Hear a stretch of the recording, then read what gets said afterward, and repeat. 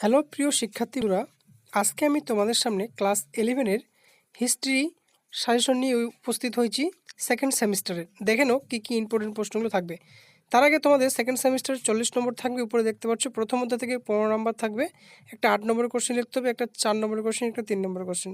দ্বিতীয় অধ্যায় থেকে 10 নম্বর থাকবে, একটা 4 নম্বরের কোশ্চেন, একটা দুটো তিনের কোশ্চেন লিখতে হবে। তৃতীয় অধ্যায় থেকে 15 নম্বর থাকবে, একটা 8 নম্বরের কোশ্চেন লিখতে হবে, একটা 4 নম্বরের কোশ্চেন লিখতে হবে, একটা 3 নম্বরের কোশ্চেন লিখতে হবে। দেখো, প্রথম অধ্যায়ে তোমাদের যেটা রয়েছে 8 নম্বরের কোশ্চেন, কী কোশ্চেনটা রয়েছে তোমরা দেখতে পাচ্ছ। 1 নম্বরে যে কোশ্চেনটা রয়েছে, কৌটিল্যের অর্থশাস্ত্রে রাজতন্ত্র ও রাষ্ট্রনীতির সম্পর্কে আলোচনা করো। এই কোশ্চেনটি প্রায় পশ্চিমবঙ্গের প্রায় সমস্ত স্কুলে আসতে চলেছে বন্ধুরা। তোমরা যে প্রশ্নপত্রে গিয়ে মিলিয়ে নিবে, কৌটিল্যের অর্থশাস্ত্রে রাজতন্ত্র রাষ্ট্রনীতির সম্পর্কে আলোচনা করো। দ্বিতীয় নম্বর কোশ্চেন, ইক্তা প্রথা কী? ইক্তা প্রথার বৈশিষ্ট্য উল্লেখ করো। এই প্রথার বিবর্তন সম্পর্কে আলোচনা করো। এই প্রথার ত্রুটি উল্লেখ করো। এই প্রশ্ন মারাত্মক ইম্পর্টেন্ট। 3 নম্বর কোশ্চেন, টমাস ক্রমওয়েল ও নব্য রাজতন্ত্র সম্পর্কে আলোচনা করো। 4 নম্বর কোশ্চেন দেখতে পাচ্ছ, জিয়াউদ্দিন বরনির ফতোয়াই জাহানদারিতে উল্লেখিত রাজতন্ত্র ও রাষ্ট্রনীতির সম্পর্কে আলোচনা করো। এই 4 নম্বরের কোশ্চেনটাও প্রায় পশ্চিমবঙ্গের সমস্ত স্কুলে আসতে চলেছে, তোমরা যাই মিলিয়ে নিবে প্রশ্নপত্রে গিয়ে। এই প্রথম নম্বর কোশ্চেন আর 4 নম্বর কোশ্চেন। 5 নম্বর, চীনের ম্যান্ডারিন ব্যবস্থা সম্পর্কে আলোচনা করো। মারাত্মক কোশ্চেন, ইম্পর্টেন্ট, তোমরা দেখে নাও। 6 নম্বর কোশ্চেন, পারস্যিক শাসন ব্যবস্থায় ক্ষেত্রপ বা স্যাট্রাপ ব্যবস্থার পরিচয়, সংক্ষিপ্ত বিবরণ দাও। এই যে 6টা প্রশ্ন আমি 8 নম্বরের জন্য বললাম, এই 6টি প্রশ্নের মধ্য থেকে বন্ধুরা তোমরা কৌটিল্য এবং জিয়াউদ্দিন বরনি এই দুটি প্রশ্ন কিন্তু মারাত্মক থেকে মারাত্মক ইম্পর্টেন্ট। পশ্চিমবঙ্গের প্রায় সমস্ত স্কুলেই এই দুটি প্রশ্নের মধ্যে থেকে একটা প্রশ্ন 100% থাকবেই। তোমরা যাই প্রশ্নপত্রে গিয়ে মিলিয়ে নিবে। যদি বন্ধুরা না থাকে তাহলে আমি ইউটিউব ভিডিও করা ছেড়ে দিব, তোমাদের আমি কথা দিলাম।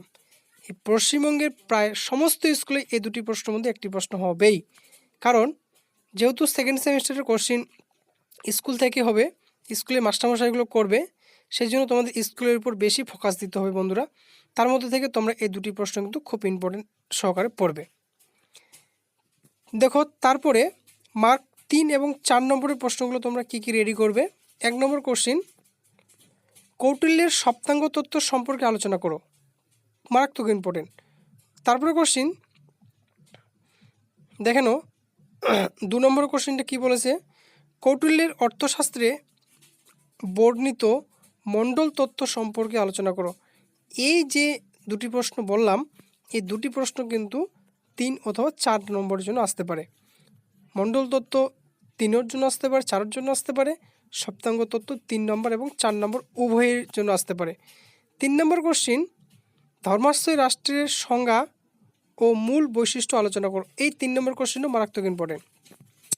4 নম্বর কোশ্চেন দেখো, দিল্লির সুলতানি রাষ্ট্র কি একটি ধর্মস্থায়ী রাষ্ট্র ছিল? আলোচনা করো।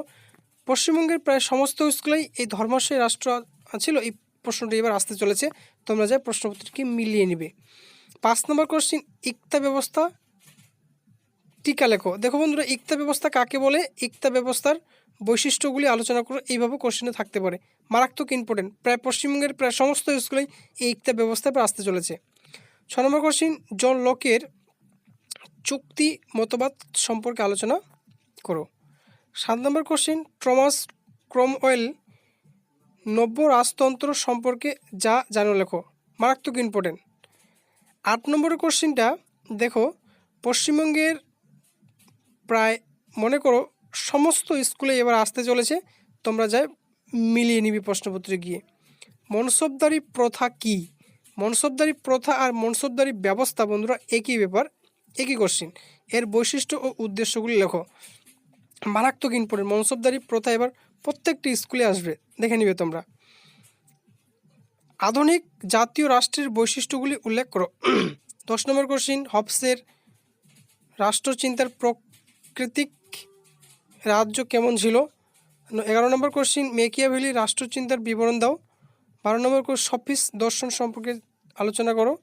13 নম্বর কোশ্চেন, রুশোর সাধারণ ইচ্ছা তত্ত্ব কী? 14 নম্বর কোশ্চেন, সলন কে ছিলেন? তার সংস্কারগুলি উল্লেখ করো।